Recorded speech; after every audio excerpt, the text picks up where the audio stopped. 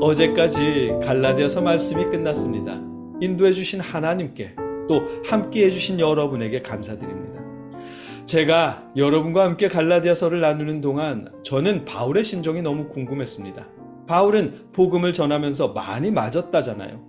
옥에도 갇히고 바다에서 표류도 하고 거기에 더해서 자신이 개척한 교회에서 사도성에 대한 의심도 받고 무시도 당했습니다. 그런데도 바울은 복음을 전했습니다. 어떤 심정이기에 그럴 수 있었을까요? 지금 우리 시대처럼 전에 어떤 방송에서 목사님과 신부님과 스님이 나와서 토크쇼 하는 것을 봤는데 거기서 신부님과 스님은 프랜차이즈고 목사님은 자영업자다 라고 표현하는 걸 보았습니다. 그냥 웃기에는 좀 마음이 그랬는데 아무튼 이런 우리 시대처럼 교회의 규모에 따라서 담임 목사님의 급여가 달라지는 바울은 그런 시스템에서 복음을 전한 게 아니잖아요. 게다가 바울은 교회를 개척하면 다른 지역으로 옮겼습니다. 개척한 교회가 부흥한다고 해서 바울에게 득이 되는 건 하나도 없었어요. 오히려 박해를 받고 사도성을 의심받았을 뿐이죠. 그런데도 바울은 복음을 전했습니다. 어떤 마음이기에 그럴 수 있을까요? 이 궁금증에 대한 답이 오늘 본문에 있습니다. 오늘 우리가 함께 읽고 나눌 하나님의 말씀은 고린도후서 11장 1절로 5절까지의 말씀입니다. 함께 읽겠습니다. 원하건대 너희는 나의 좀 어리석은 것을 용납하라. 청하건대 나를 용납하라. 내가 하나님의 열심으로 너희를 위하여 열심을 내노니 내가 너희를 정결한 처녀로 한 남편인 그리스도께 드리려고 중매함이로다. 그러나 나는 뱀이 그 간계로 하와를 미혹한 것 같이 너희 마음이 그리스도를 향하는 진실함과 깨끗함에서 떠나 부패할까 두려워하노라. 만일 누가 가서 우리가 전파하지 아니한 다른 예수를 전파하거나 혹은 너희가 받지 아니한 다른 영을 받게 하거나 혹은 너희가 받지 아니한 다른 복음을 받게 할 때에는 너희가 잘 용납하는구나. 나는 지극히 크다는 사도들보다 부족한 것이 조금도 없는 줄로 생각하노라. 아멘. 온갖 박해를 무릅쓰고 복음을 전한 바울의 마음이 오늘 본문 2절에 이렇게 나왔습니다. 내가 하나님의 열심으로 너희를 위하여 열심을 내노니 내가 너희를 정결한 처녀로 한 남편인 그리스도께 드리려고 중매함이로다. 아멘. 바울은 하나님의 열심을 가지고 그러니까 나는 질투하는 하나님인즉 이라는 그 질투심으로 예수 그리스도께 순결한 신부를 소개시켜드리기 위해 복음을 전한답니다.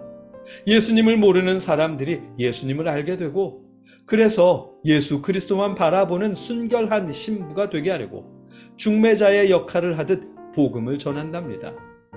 그래서 박해를 무릅쓰고 복음을 전한답니다. 바울 자신을 위한 마음이 아닙니다. 그저 사람들이 예수 그리스도를 알고 믿어서 구원받게 하려고 그들이 예수만 의지하고 예수만 바라보게 하려고 그래서 복음을 전한답니다. 이 마음이 박해에도 불구하고 복음을 전하는 바울의 마음입니다.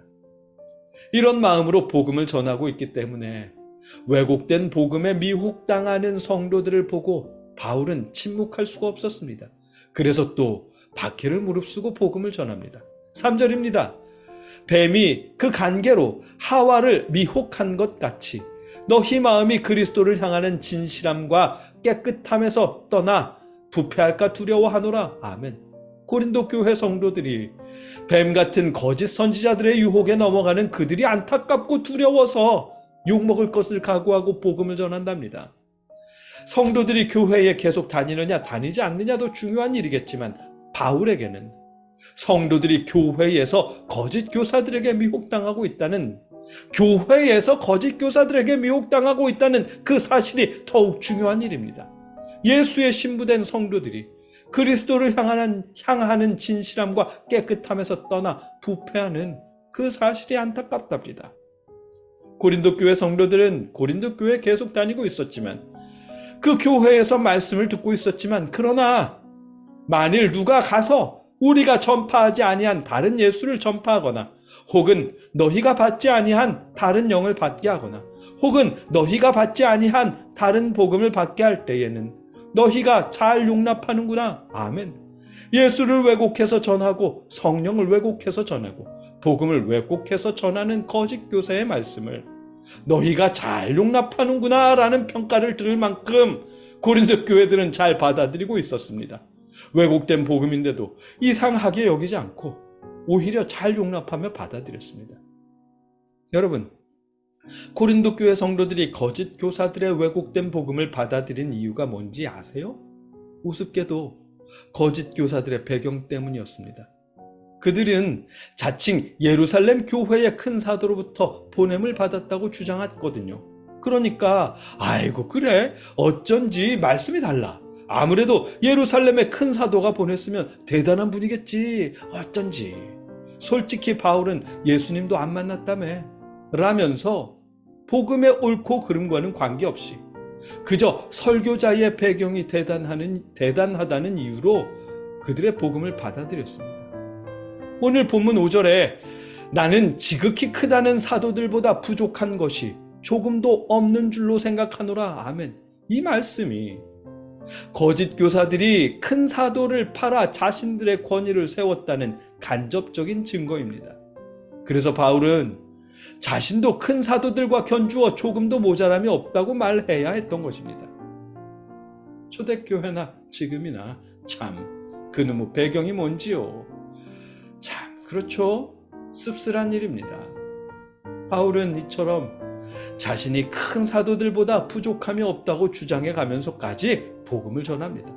박해받고 매맞고 무시당하고 그러면서까지 복음을 전한 이유는 2절 말씀처럼 성도들을 예수 그리스도의 신부로 예수님만 바라보는 순결한 신부로 중매서기 위해서랍니다. 바울 자신의 영광이나 유명세 혹은 많은 월급을 위해서가 아니라 성도들을 위해서 월급은 고사하고 오히려 사도보다 못하다는 무시와 박해를 당하는데도 성도들을 위해서 그들에게 바른 예수 그리스도를 전하기 위해서 바울은 복음을 전한답니다. 바울의 이 마음이 바울이 전하는 이 참된 예수 그리스도의 복음이 우리 시대 성도들에게 여러분과 저에게도 그대로 전해질 수 있으면 좋겠습니다. 교회의 규모나 목사님의 학위 혹은 목사님의 유명세나 설교자의 배경 때문에 무비판적으로 설교를 듣고 받아들이는 것이 아니라 그들이 전하는 복음의 진정성을 구별할 수 있기를 바랍니다. 예수 그리스도의 참모습, 하나님의 올바른 말씀을 구별하며 바울이 전하는 바른 복음, 바른 영, 바른 예수를 믿을 수 있기를 바랍니다. 복음을 통해 중매를 서는 바울의 그 마음을 받아서 여러분과 제가 예수님만 바라보는 예수님의 순결한 신부가 될 수 있기를 주님의 이름으로 축복합니다. 함께 기도하겠습니다. 사랑의 아버지 하나님, 설교자의 배경 때문에 왜곡된 복음을 무비판적으로 받아들이지 않도록 우리에게 지혜를 주시옵소서. 바른 복음을 전하려는 바울의 마음과 노력을 우리가 담게 하시고 그가 전하는 올바른 복음을 우리가 듣고 믿게 하여 주시옵소서. 예수님의 이름으로 기도드립니다. 아멘.